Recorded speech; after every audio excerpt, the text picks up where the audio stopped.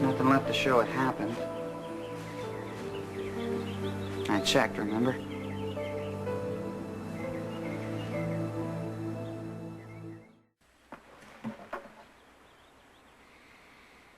How have you been? Fine. Your mother's been calling. You haven't told her anything, have you?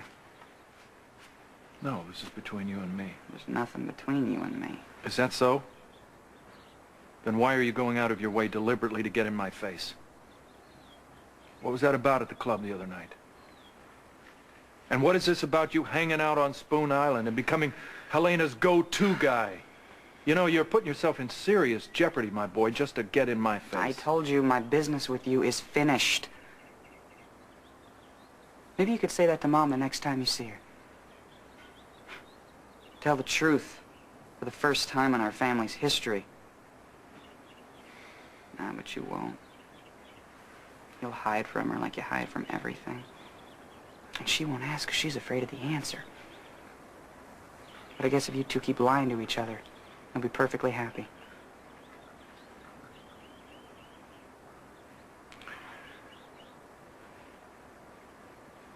Take care of yourself.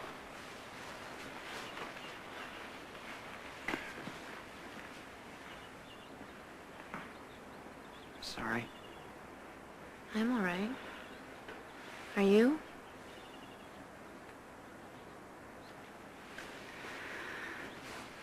It's kind of hard to see him, actually. He looks the same. He is the same. I just saw him wrong all those years. No, we don't have to do this today. That's your decision.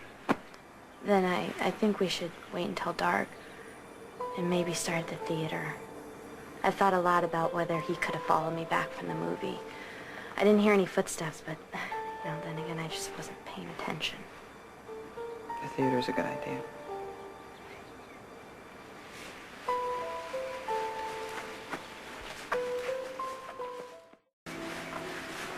I decided to cut through the park because it's the quickest way from Center Street to my Grams. I didn't even think about it being nighttime, you know. The moon was so bright it hardly seemed dark. Plus, my feet were killing me. Those heels were brand new and I'd been walking all over town. Guess it sounds like I'm making excuses, huh? No, you're telling me what happened. What you felt and what you saw. It could all help you remember something. Okay. I walked past this fountain. I still had my popcorn in my hand. Again, my feet were killing me, so I decided to sit down and rest. I checked my watch and I realized that I had to stall for at least another half hour before I could go home and act like I'd been to the dance. Is it this bench? Yeah, I sat right here. Could you show me how you were sitting? Sure.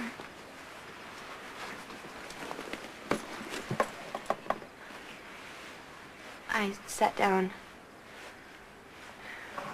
right here. I didn't realize how close the bushes were. Is there anyone else around? No. Not that I saw. I mean, no one walked by, and I didn't even hear anybody. You know the way you do sometimes when people are on the other paths. Everything was perfectly still. It was so cold it hurt to breathe, which made everything seem calmer. I think I looked up, or maybe just out of the snow, the reflection of the moonlight. I remember thinking how peaceful it was, and I just wanted to sit here and to be a part of it. And then he grabbed me. Hard. Where? What do you mean? I mean, did he grab you in your arms? I mean, did you get a chance to yell? No, I already told you. He put his hand over my mouth, so I couldn't breathe and I couldn't scream. And then he pulled me off the bench and I... Oh, listen, I'm sorry. I'm sorry. No, take it okay? easy. Take it easy.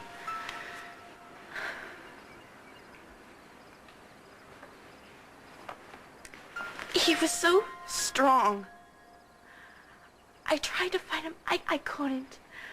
I tried to hold onto the bench, but he dragged me back, and it felt like I was flying.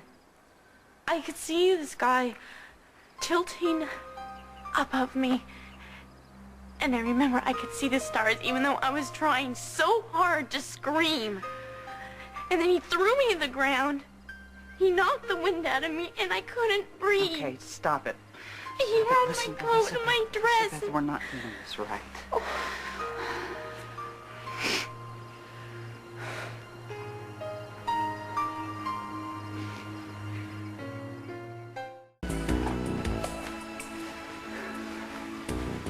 You know, maybe you should try this with a psychiatrist or a cop or somebody who knows what they're doing, knows what to ask without hurting so much.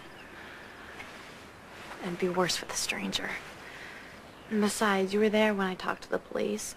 You'll know if I left something out or I didn't say something I did before. You already did. The thing about the sky. And you never said before when he took your coat off. See, then it's working to be here. I think I need to finish, though. All right. Could you go back over by the bench?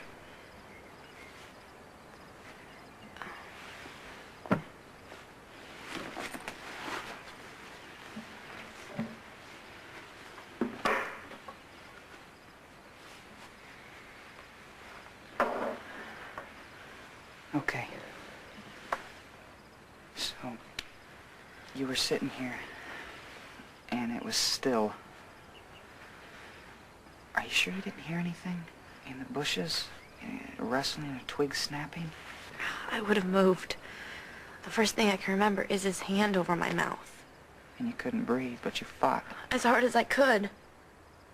I remember I was kicking and I tried to hold on to the bench, but there's nothing to grip. You didn't look around? The way his hand was over my face, I couldn't move my head. So he pulled you backwards. And he slammed you on the ground hard enough to knock the wind out of you. And he tore your coat off. Was his hand still on your mouth? No. No, he took his hand away.